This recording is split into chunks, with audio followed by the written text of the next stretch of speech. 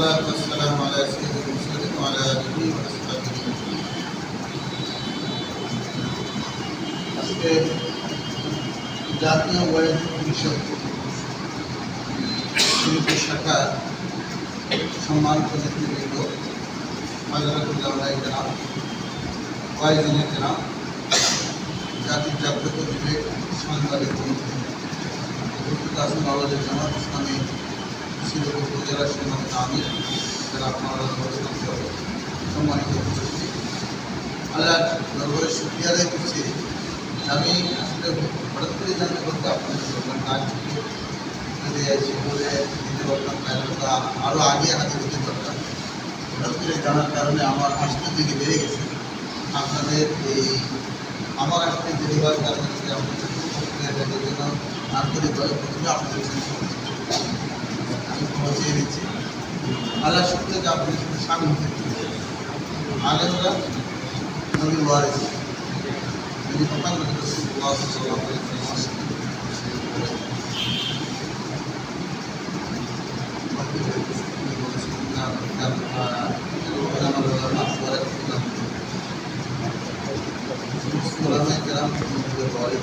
আল্লাহ আলেমরাই রব্বুল আলামিন। সুতরাং সেই জায়গায় আপনারা আজকে আপনারা যেমন আহ্বান কোরআন এবং সুন্নাহর আলোকে আজকে জাতিকে পথের যে দিশাটা আপনারা দিচ্ছেন, দেওয়ার চেষ্টা করছেন। সামনে যে মৌসুম আসতেছে, এই সেই মৌসুমটা মূলত জনগণকে হেদায়েতের পথে সর্বোচ্চ উপমা, এরপরে আবার নির্বাচনও আছে। তবে আমি আপনাদের কাছে জিনিস অনুরোধ রাখতে চাই, আসলে আপনাদেরকে আপনাদের কাছে দাবি করা বা আপনাদের কাছে কোনো নসিহত পেশ করার মতো যোগ্যতা আমার নেই। আমি খুবই ছোট একজন মানুষ, সেই জায়গা থেকে আমি আপনার কাছে অনুরোধ রাখতে চাই, আবেদন রাখতে চাই। সেই আবেদনের জায়গাটা হলো প্রথমত হলো যে কিছু ওলামায়ে কেরামের অনেক মাসলাক আছে, কিছু দৃষ্টিভঙ্গি নাজরিয়া, যেটা আমাদের থেকে ওলামায়ে কেরামের মধ্যে যেন একজন আলেম আরেকজন আলেমের ব্যাপারে যেন কোনো নেগেটিভ কোনো ওয়ার্ড, সেন্টেন্স, কোনো বক্তব্য যেন না আসে পারে। এটা আসলে আমাদের যে ঐক্যের জায়গাটা, এই জায়গাটা অনেকটা কী হয়ে যায়, দুর্বল হয়ে যায়।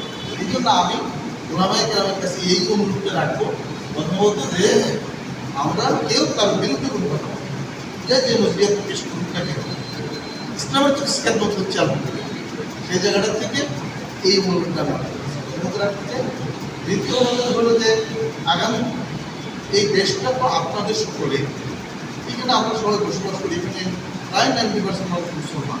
আমাদের ইমান আকিদার ভিত্তিতে আমাদের সমাজ পরিচালিত হয়। ইমান আকিদার যে দৃষ্টিভঙ্গি, তার আলোকে সমাজ পরিচালিত হবে, রাষ্ট্র হচ্ছে না। সেই জায়গাটায় আমি আপনাদের অনুরোধ রাখবো যে আপনাদের দাওয়াতের যতগুলো দাওয়াত আপনারা দিবেন, ওয়াজ করবেন, নসিহত পেশ করবেন, সেই জায়গাটায় কোরআন এবং হাদিসের রেফারেন্সের জন্য এটা আসে যে আগামী দিন যদি ইসলাম কায়েম হয়, কোরআনের আলোকে দেশ শাসন পরিচালিত হয়, তাহলে সমাজে মানুষ শান্তি অপেক্ষাকৃত অন্য যেগুলো ব্যবস্থার চেয়ে এই যেগুলো ব্যবস্থার মধ্যে বেশি শান্তি, বেশি ন্যায় ইনসাফ প্রতিষ্ঠা হবে।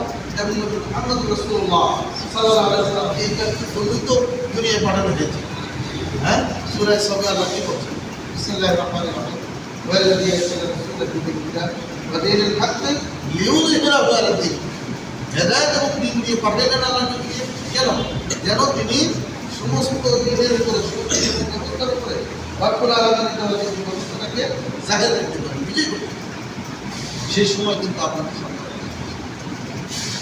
আমাদের অতীতে আমরা লক্ষ্য করছি যে বিভিন্ন সময় ওয়াজ মাহফিল গেলে এটা হতো যে ওয়াজ মাহফিলের প্রত্যেক কি বলবে সেটা আগে থেকে ওনারা বলে দিতে, সুদের ব্যাপারে বলা যাবে না, কৃষির ব্যাপারে বলা যাবে না, রাজনীতি বলা যাবে না।